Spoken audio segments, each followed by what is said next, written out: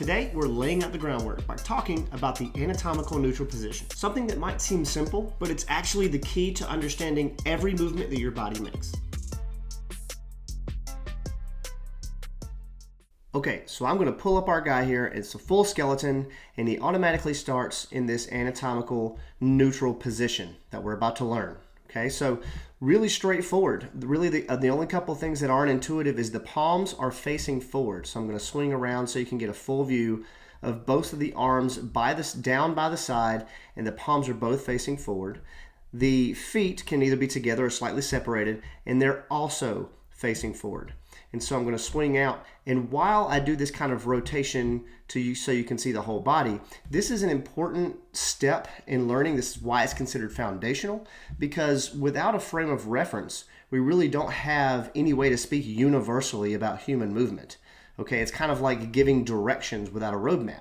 So whether we're analyzing movement or whether we're coming back from injury, trying to learn new movements, this is the position from which all of the directional terms and all of those things derive. So get a good look at this and learn this anatomical neutral position, because it is going to come in handy for everything else that we talk about.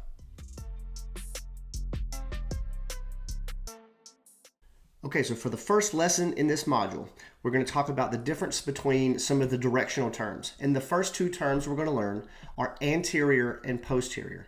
And in order to do this, I'm going to bring up a muscle called the deltoid. Okay, so the deltoid has anterior, middle, and posterior heads. And we're going to look and see what differentiates the anterior head from the posterior head. Okay, so let's zoom in. We see the deltoid is that big muscle that makes up kind of that roundness of our shoulder. Okay, so I'm going to click here. Anterior essentially just means towards the front of the body. Okay, so if we look, the muscle that's highlighted here, it is towards the front of the body, kind of where the rib cage is. It's pointing the same direction as the structures of the face. And if I click here on the back side, this is the posterior delt, or posterior deltoid, posterior muscle, or posterior belly of the deltoid muscle. And then we have the middle. So anterior, and this doesn't just apply to the deltoid. Okay, so these are general terms that we would use to describe the different bellies of the deltoid. Okay, so anterior deltoid, and then the posterior head of the deltoid. Okay, along with some of the other structures, it could also apply to something like the sternum. Okay, so the sternum would be anterior to the vertebrae. Okay, so just keep this in mind. Anterior, main lesson here. Anterior means forward, or towards the front of the body, and posterior means towards the back of the body. All right, so for the next lesson, we're going to learn about the difference between proximal and distal. Proximal just refers to closer to the trunk of the body. So we're going to zoom in here on the arm, and we're going to look at proximal versus distal. So the humerus, so let's just kind of back up a little bit. The humerus would be proximal with relation, or in relation to, the ulna, or the radius. Okay, so it is closer to the trunk of the body. So another example, if we move down into the lower extremity, the femur would be proximal to the tibia, or one of the bones of the lower leg. Okay, the tibia would then be considered distal to the femur.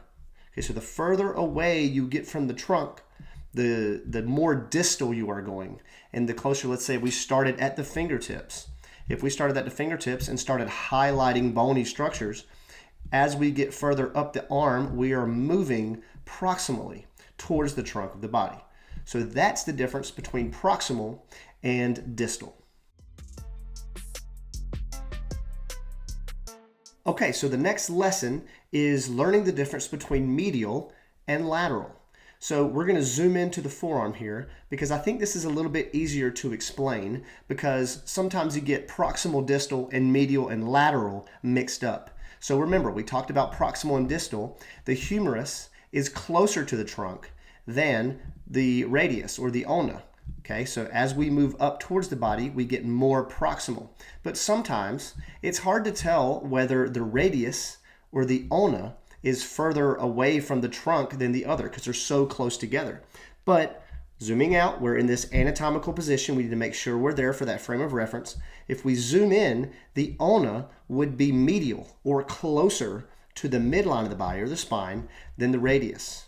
And the radius would be considered lateral to the ulna. Because remember, our frame of reference for medial and lateral is the spine, or essentially the midline of the body. Okay, so that's the difference between medial versus lateral and how you can kind of differentiate it between understanding the difference between medial and lateral and then proximal and distal. All right, and for the final lesson of this module, we've got something that's a little bit easier to understand, and that's the difference between the superior and inferior. I think a lot of people know this one. Okay, so why don't we zoom in on the face? Okay, so superior just means above.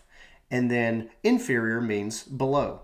Very easy. Okay, so let's move to the side here so it's really easy to understand. Let's just look at the ribs. Okay, so for the ribs, we have rib number 5 is inferior to rib number 4, right? And rib number 3 is superior to rib number 4. So you could do this with any structure in the body once you understand what the anatomical neutral position is. Okay, so you would be, let's look at the collarbone. Look at the collarbone in relation to the mandible, okay? So the mandible, or the jawbone, is superior to the collarbone, and the collarbone is inferior to the mandible or the jawbone. All right, so that's a little bit easier to understand, and that is the difference between superior and inferior. So at the end of every module, in order to test your knowledge and what you've retained to make sure that we're actually learning, we're gonna have a 3-question quiz. And in the next video, the next module, we'll have the pinned comment that has all of the answers with explanations. So, is your knee proximal or distal to your ankle? So, is your knee proximal or distal to your ankle?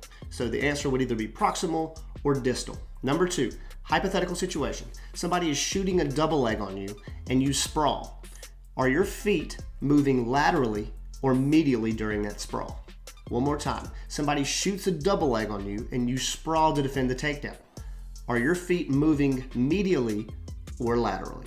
And number 3, which body part is inferior? Your pelvis or your neck? One more time. Which body part is inferior? Your pelvis or your neck? All right, guys, that's a wrap for the anatomical neutral position and directional terms module. And just a quick recap before I let you go. Anterior means front. Posterior means back. Medial means towards the midline of the body. Lateral means away from the midline of the body. Proximal means closer to the trunk. Distal means farther from the trunk. Superior means above, and inferior means below. Thank you guys so much for watching, and I'll see you in the next module.